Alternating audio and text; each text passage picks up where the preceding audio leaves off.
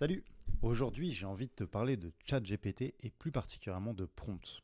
Pourquoi est-ce que je prends le temps de faire cette mini-formation? C'est tout simplement parce que j'ai plusieurs personnes qui m'ont fait remonter que ils ont du mal à utiliser ChatGPT, ils n'arrivent pas à voir comment est-ce que ça va leur apporter quelque chose au quotidien ou même ils sont déçus des résultats qu'ils ont pu avoir avec l'intelligence artificielle. Moi, je pars du principe que avant ça, il y a quand même une période, avant de tirer des conclusions un peu hâtives, il y a une période d'apprentissage qui demande à chacun d'apprendre finalement à se servir de ces systèmes-là. Alors oui, c'est très accessible, c'est simplement un chat avec un robot. Malgré tout, il y a quand même une certaine pointe justement de technique à avoir pour justement avoir les meilleurs résultats, tirer le meilleur du robot. Pour ça, je te propose vraiment cette petite formation. On va aller voir qu'est-ce qu'il ne faut pas faire, qu'est-ce qu'il faut faire et comment construire un bon prompt. Je te ferai un petit exemple que j'espère assez parlant juste à la fin pour que tu puisses te rendre compte justement de la différence entre un bon et un mauvais prompt. Allez, c'est parti.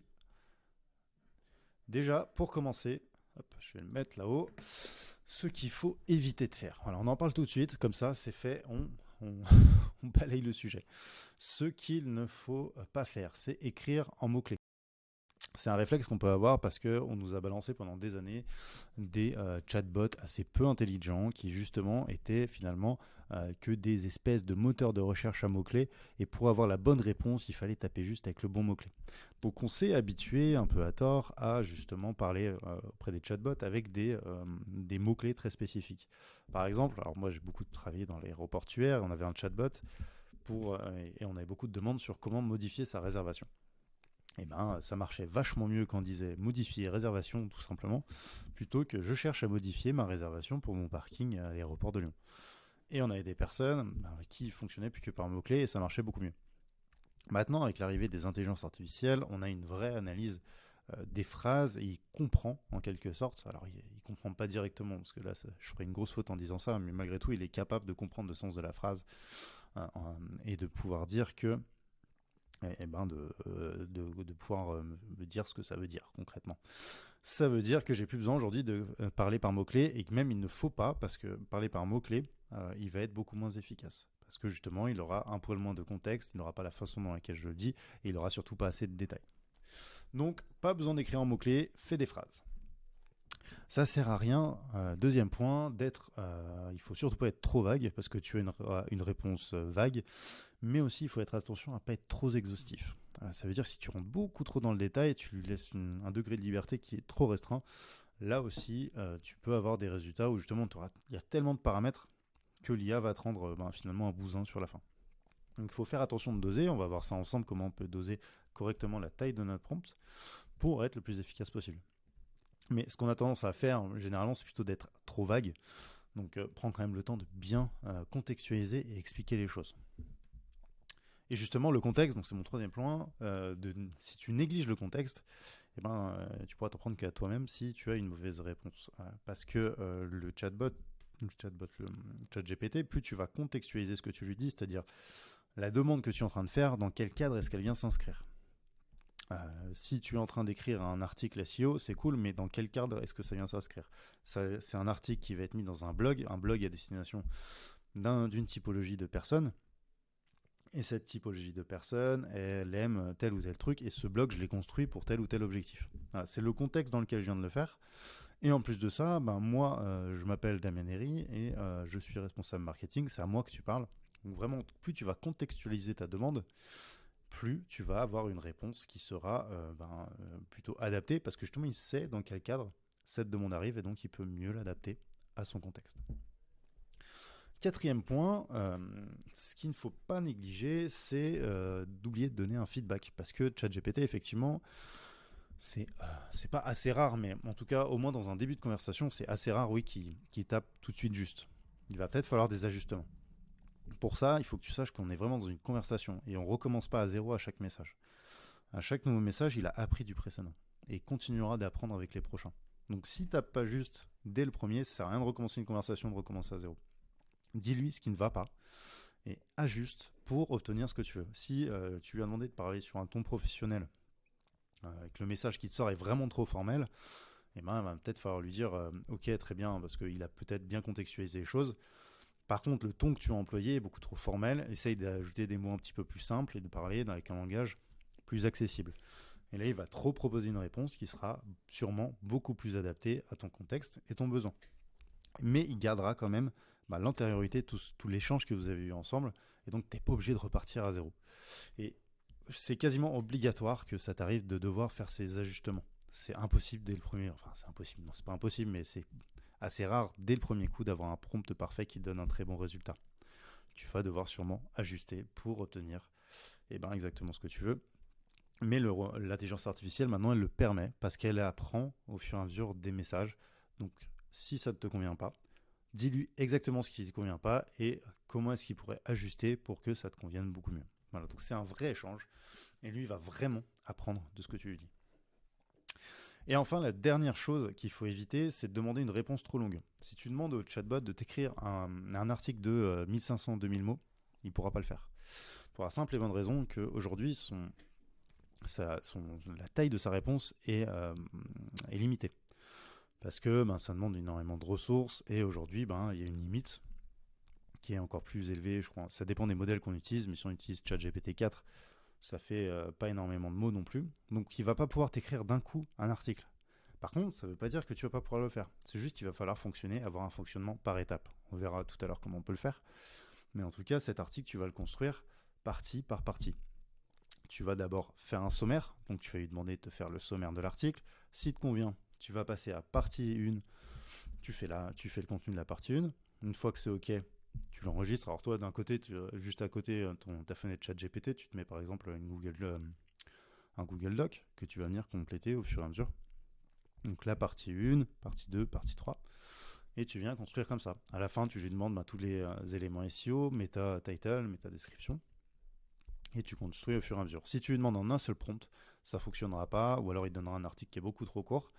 Donc tu es obligé de fonctionner en fait en conversation avec lui pour obtenir étape par étape ton article. Donc ça, il faut le savoir parce que sinon tu vas passer énormément de temps à lui demander un truc. Si tu lui demandes d'écrire un livre, ça ne marchera pas non plus, il ne sera pas capable de le faire. Ou alors il y a d'autres IA qui permettent de le faire comme AutoGPT ou des choses comme ça. Mais ce n'est pas le sujet du jour.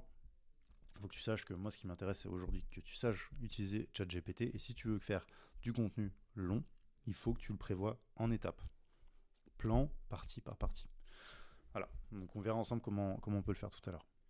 Donc ça, c'est vraiment les éléments qu'il faut éviter. Et ce qui fait, ça paraît bête, mais ces éléments-là, c'est souvent ce qui fait que les personnes trouvent que ChatGPT, ça marche pas, ou c'est pas assez utile, c'est pas assez intelligent. C'est parce qu'ils ont fait une de ces erreurs. Maintenant, on va voir ensemble ce qui va t'intéresser pas mal, c'est comment est-ce qu'on vient construire un bon prompt.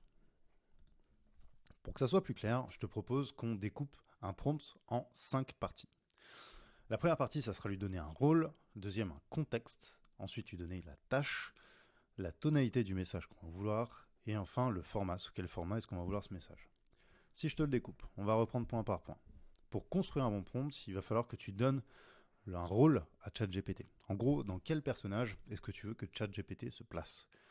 Quel rôle veux-tu qu'il prenne pour toi? Par exemple, si on est dans le cadre d'une rédaction d'articles, ça peut être un expert SEO, un expert en rédaction web. Ou si par exemple, rien à voir, si je travaille sur des annonces, je veux faire des annonces immobilières, et j'ai envie qu'il se place dans une position d'expert IMO. Donc je vais commencer en disant, aujourd'hui j'ai besoin que tu te mettes dans la posture d'un rédacteur web, expert de la SEO, ou peu importe, en tout cas de chercher le rôle le plus adapté à la situation, en tout cas la tâche que vous allez lui demander. Ça va permettre lui de contextualiser dans quelle position est-ce qu'il doit se placer. Ensuite, le contexte, qui est sûrement l'un des plus importants, c'est ce que je vous disais tout à l'heure, c'est le prompt que vous êtes en train de rédiger, la tâche que vous allez lui demander, dans quel contexte est-ce qu'elle vient s'inscrire. En gros, c'est ce qu'on disait ensemble. Par exemple, je suis rédacteur en charge d'un blog, d'un site e-commerce, et on va aller le plus profond possible dans le détail de ce contexte. Je te montre dans la slide d'après justement un exemple concret, là c'est vraiment juste pour te montrer les différentes étapes, mais on verra ensemble justement, et là il faut que tu ailles un peu plus dans le détail, plus tu vas lui donner de détails, et plus ensuite la tâche qu'il va faire sera précise. Après le contexte, bien sûr la tâche, qu'est-ce qu'il doit faire? En gros, qu'est-ce qu'il doit réaliser? Là, on pourrait lui demander, recherche 10 idées d'articles. Ça pourrait être rédige des balises, rédige un article. Ça peut être code une page d'un site ou code-moi quelque chose. Ça pourrait être fais-moi un quiz pour je sais pas, vendre du bilan de compétences. Enfin, il y a une pléthore de possibilités en fait. Du moment qu'il y a une intention de recherche ou le besoin de réaliser une tâche, tu peux lui demander ou à Emilia, soit il pourra réaliser la tâche, soit il pourra t'expliquer comment toi tu peux réaliser cette tâche. Donc là vraiment il n'y a pas de limite en fait. La seule limite qu'il y a, c'est la créativité que tu vas avoir. Très important, le suivant, c'est la tonalité. Surtout, ça c'est quelque chose qui est très valable quand tu veux lui demander de créer du texte. Il faut qu'il sache, même s'il connaît le contexte, que c'est un blog de voyage par exemple, toi, comment est-ce que tu parles aujourd'hui à tes clients? Est-ce que c'est sur un ton très formel? Est-ce que c'est sur à l'inverse, sur un ton un peu déconne? Est-ce qu'il peut utiliser du langage familier? Est-ce qu'il doit rester quand même très cadré? Est-ce qu'il doit faire des phrases courtes, des phrases longues? Ça, c'est bien de lui donner. Alors, en tout cas, plutôt d'un aspect, peut-être pas la taille des textes, c'est plutôt ça dans le format qu'on va voir juste après.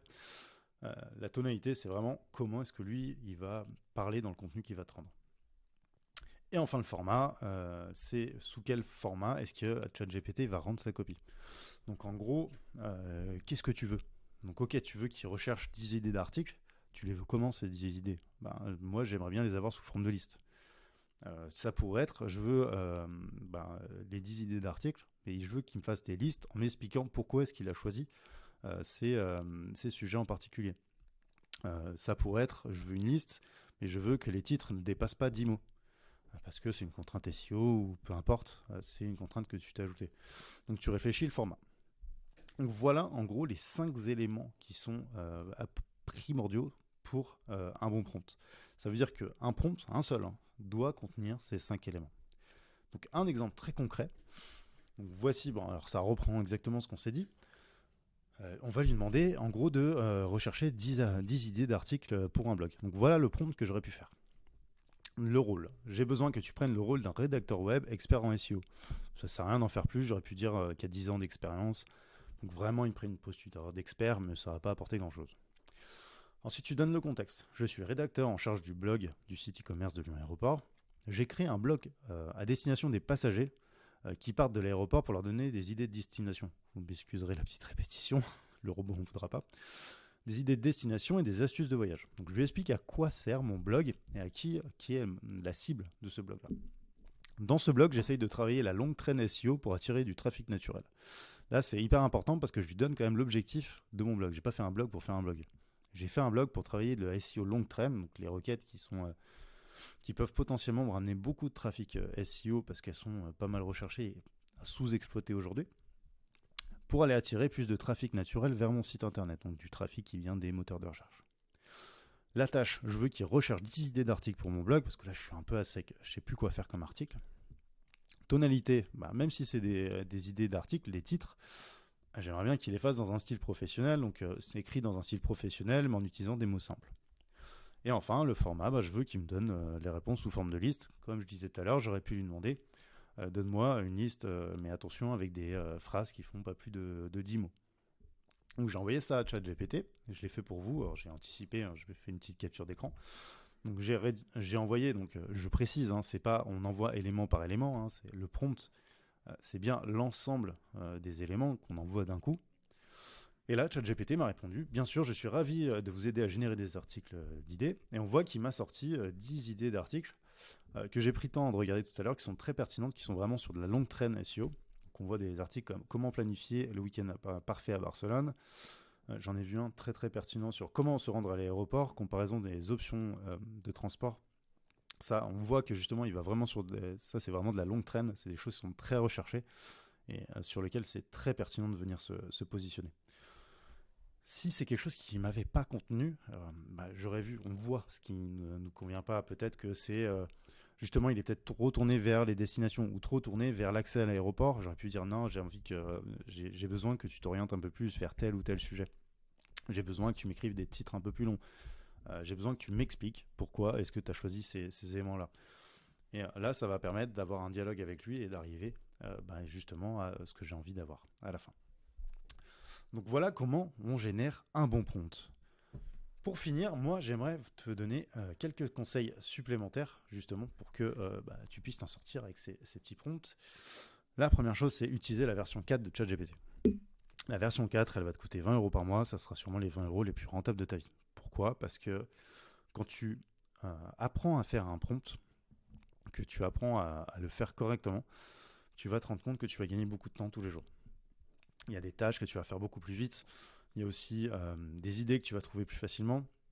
En fait, il va venir t'aider à accélérer ce que tu fais et à le faire mieux. Et quand tu arrives à manier le prompt au quotidien, c'est-à-dire dès que tu as d'avoir un certain réflexe, en fait, il te manque une idée, tu sais pas comment réaliser telle tâche, tu es bloqué dans un truc, tu demandes à ChatGPT. Si tu as la version 4 qui a énormément plus de contexte et de répondants, et bien sûr de pertinence que la version 3.5, tu vas pouvoir vraiment accélérer et être meilleur dans tes tâches du quotidien. Donc ça sera sûrement les 20 € les plus rentables de ta vie. Et on sait qu'on n'est que un petit peu à l'aube des changements qui sont amenés par l'IA. Mais moi, je peux que conseiller, alors je l'ai déjà dit, je pense 10 fois dans la formation, mais c'est bien de le redire, de prendre le virage tout de suite. Parce que ceux qui ne prennent pas le virage risquent malheureusement de voir soit le rattraper très rapidement, soit malheureusement de subir un petit peu ces changements. Donc, essaye de travailler avec la version 4, elle te permettra d'avoir des résultats beaucoup, beaucoup plus pertinents. Et justement, ça te permet de l'introduire dans ton quotidien, là où la version 3.5 est déjà assez intéressante, mais ne sera pas assez pertinente pour t'accompagner dans des tâches un peu plus ardues, comme ce qu'on a vu sur la rédaction d'articles. La version 3.5 va rester sur des textes beaucoup moins intéressants à mettre sur tes supports web. On en a parlé tout à l'heure. Ce qui est intéressant, c'est de travailler en étapes, donc de découper. Si tu veux faire quelque chose de long, si tu veux faire un article de 2000 mots, tu ne pourras pas le faire en un coup. Tu découpes en plusieurs fois. Donc tu contextualises comme j'ai fait tout à l'heure ta demande. Donc j'ai envie de rédiger cette fois-ci un article sur les comparaisons des moyens d'accès à l'aéroport. Ça sera ton premier prompt. Donne-moi un sommaire pour cet article. Il te met un sommaire. Si ça te convient, tu fais partie par partie. Si ça ne te convient pas, tu lui dis ce qui ne te convient pas pour qu'il puisse ajuster jusqu'à avoir la version finale. Une fois que tu as la version finale de ton sommaire, donc avec toutes les parties, tu vas travailler partie par partie.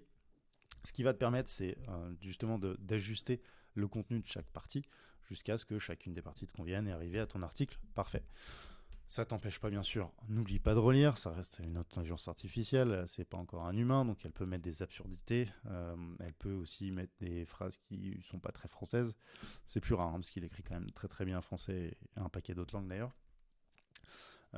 Et d'ailleurs, petite parenthèse, c'est un très bon traducteur, je pense que c'est un meilleur traducteur que Google Trad, donc n'hésite pas à l'utiliser pour toutes les fonctions de traduction, on verra même comment on peut automatiser des traductions comme ça dans la formation. En tout cas, voilà, tu travailles étape par étape pour obtenir ton article. De le faire en one shot, malheureusement, ça sera aujourd'hui en tout cas pas pertinent. Peut-être que ça le sera dans quelques années. Mais de travailler comme ça te permet aussi d'avoir du contenu de beaucoup plus de meilleure qualité parce que tu travailles partie par partie et tu ajustes au fur et à mesure au lieu de prendre un gros pavé d'un coup qui, par définition, te demandera plus de temps de relecture. Donc tu travailles par étape quand tu as besoin de faire une grosse tâche. Si tu fais du développement web et que tu dois développer une fonctionnalité, c'est pareil. Il ne va pas te pondre sûrement tout le code d'un coup, ou alors c'est que c'est une toute petite fonctionnalité. N'hésite pas à faire étape par étape. Quand un élément ne vous convient pas, tu le signales à l'IA, ça je te l'ai répété 15 fois, mais je le redis encore une fois. Donc pas hésiter à avoir une conversation avec lui. Tu lui dis ce qui ne va pas, il va ajuster pour que tu aies une version qui te conviendra beaucoup mieux. Et enfin, pour finir, n'hésite pas à utiliser les fonctionnalités bêta et les extensions qui sont proposées avec ChatGPT. Tu as par exemple la fonction browsing qui te permet d'aller sur Internet, donc ça donne accès à ChatGPT à Internet. Cette fonction elle a été désactivée pendant quelques temps, le temps qu'il ajuste, justement elle était en bêta, mais elle va revenir très rapidement pour justement permettre à ChatGPT d'être plus puissant parce qu'il a accès au web, ce qui n'est pas le cas aujourd'hui, faut le rappeler. ChatGPT, il a les informations jusqu'à 2021. Alors attention, c'est des choses qui évoluent dans le temps, donc ça dépend à quel moment tu vas voir cette vidéo. Mais c'est bien aussi, c'est une question que tu peux lui poser. Jusqu'à quand sont limités, jusqu'où est limité ton langage, J'ai pas de doute que bientôt ça soit rattrapé et qu'on ait des petits trous de 2 à 3 mois maximum. Mais pour l'instant, il lui manque quand même 2 ans de données. Donc tout ce qui s'est passé dans les 2 dernières années, il ne le sait pas. Sauf quand il a cette option browsing, donc qui est en partenariat avec l'outil Microsoft Bing. Pas Bing, pardon, le navigateur.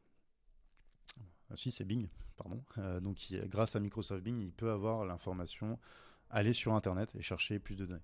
On a aussi une autre fonctionnalité qui, elle, est vraiment surpuissante, qui s'appelle le code interpréteur. Alors, il ne faut pas se fier à son nom. Là où il va être surpuissant, c'est surtout qu'il a la capacité d'analyser des fichiers. Ça veut dire que tu vas pouvoir lui envoyer tout ton fichier client, tout ton fichier de vente et lui demander des analyses. Et ça, c'est ultra puissant. Ça veut dire que tu as un data analyst juste simplement grâce à ChatGPT qui va analyser toutes tes données, te les restituer sous forme de tableau, sous forme de schéma et te donner des axes d'amélioration en fonction de données que tu vas lui envoyer. Ça, c'est surpuissant. Et il y a aussi la fonction extension qui te permet d'ajouter des petits add-ons.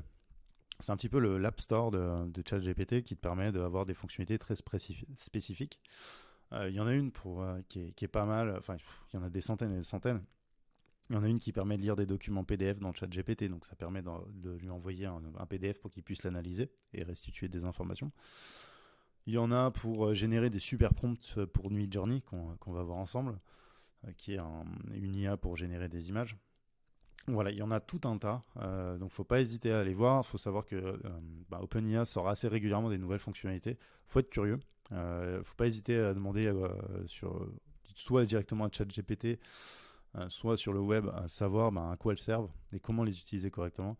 Parce que, en fait, à chaque fois qu'il y en a une nouvelle qui sort, c'est un nouveau monde qui s'ouvre avec des possibilités dingues. Là, on a eu la sortie de Code Interpréteur qui rabat les cartes complètement sur le monde de l'analyse des données. Et j'ai pas de doute que tous les mois, on ait des nouvelles fonctionnalités de ce type-là qui viennent révolutionner tel ou tel monde ou tel type fonctionnalité. Voilà, donc ça, c'est mes petits conseils pour faire un bon prompt. Comment fonctionner avec ChatGPT? On va l'utiliser quasiment dans tous les cas d'usage, donc il faut vraiment prendre l'habitude de l'utiliser. Et on va voir ensemble aussi comment on peut concrètement l'installer et l'utiliser dans les cas d'usage qu'on va faire ensemble. Je vais quand même te montrer un petit exemple assez parlant sur lequel je vais te montrer en fonction de la profondeur du prompt, comment est-ce que ChatGPT répond. On va regarder ça tout de suite.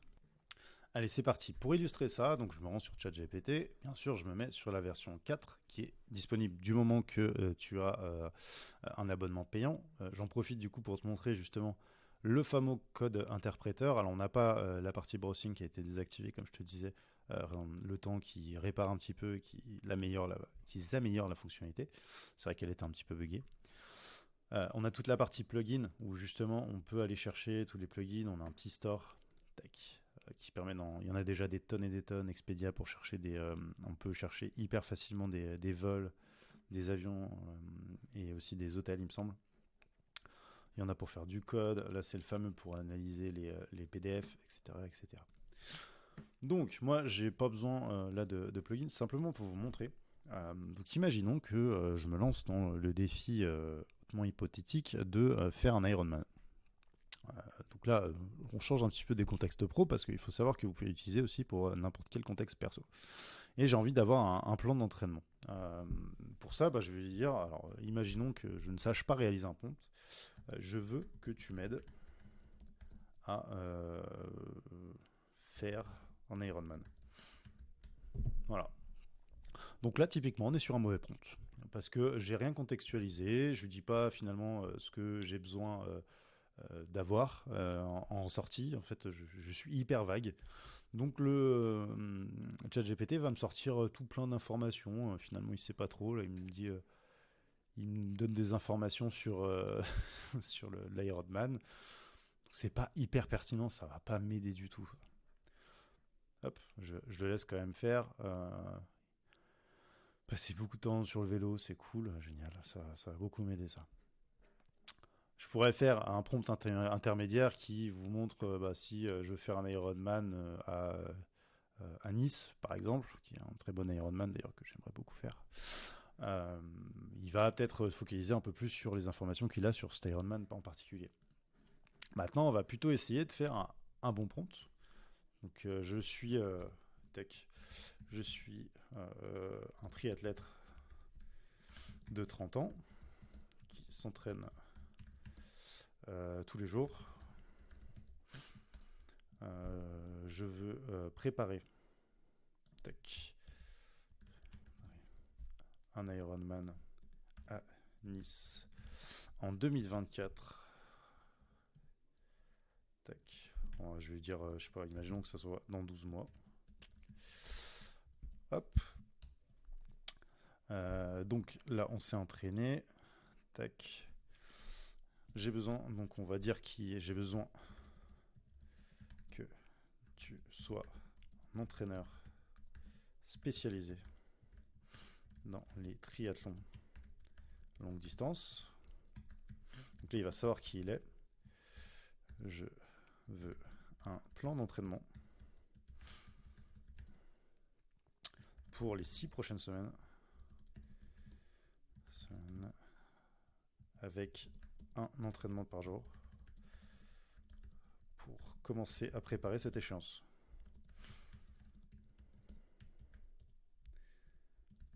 Donc là, on a un prompt qui est beaucoup plus... j'aurais pu même prendre le temps de déjà ne pas faire de fautes d'orthographe et surtout de pouvoir détailler un poil plus. Parce que comme je vous disais, ça sert à rien donc d'être surexhaustif, mais quand même, plus on va donner un petit peu de détails, de contexte. Je pourrais dire combien je fais, combien de kilos je fais en temps de 75 kilos. Kilos pour 1m79 qui s'entraîne tous les jours.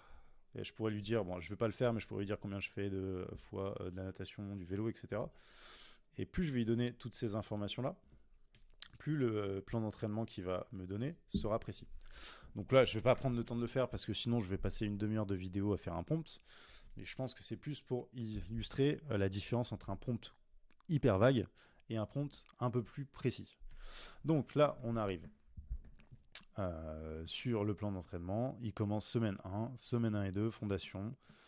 Il me fait mon plan pour les premières semaines. Donc là, je vais demander pour les 6 prochaines semaines. Parfait. Donc là, malgré tout, moi, ce que j'ai envie de lui dire, c'est que finalement, j'ai envie de faire un peu plus. Tu vois, je pourrais lui dire que je fais plutôt des entraînements de 3000, etc. Mais je pourrais réajuster. Parce que, bon, c'est quand même pas mal. Hein. Fondation, construction, donc en plus de ça, il met une vraie logique dans les choses. Hein. C'est quand même pas mal. Hein. C'est quand même pas mal ce qui nous sort. Donc on voit, c'est assez pertinent.